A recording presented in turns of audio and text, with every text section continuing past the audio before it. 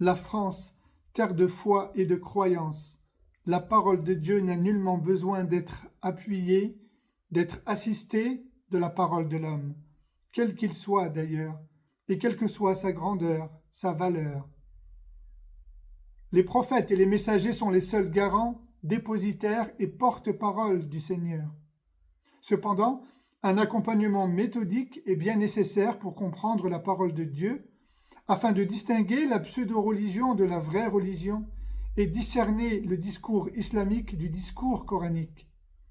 J'ai intitulé cette méthodologie le MEL, le mode d'emploi de lecture des textes du Coran que nous livrent les scribes, les copistes, ceux-là même qui ont accompagné le messager d'Allah Mohammed sallallahu alayhi wa sallam depuis les origines du Coran. Mais au lieu de trouver une harmonie entre le Coran et l'islam, entre le Coran et le hadith, voilà que l'on constate une absence de coordination des textes entre eux, et un manque cruel d'articulation, de cohérence et de sens entre le Coran et de nombreux hadiths. Du coup, c'est bien la compréhension à la fois du Coran et de l'islam qui en est impactée. Voilà que le diable, Satan, s'est infiltré dans cette incohérence et a ouvert une porte chez les leaders parmi les savants qu'ils ouvrent et referment au gré de leurs malentendus, de leurs contradictions, de leurs incohérences. Il est inscrit sur le fronton de cette porte une parole communément admise entre les savants qui dit la chose suivante.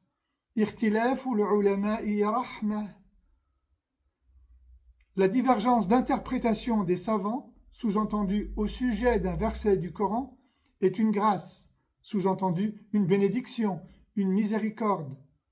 De cette déclaration, à la fois fallacieuse et spécieuse, accouchera la multiplicité d'interprétations des textes du Coran et enfantera par la suite l'existence de plusieurs islams.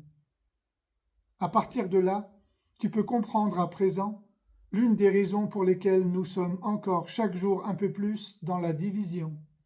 Le savais-tu ?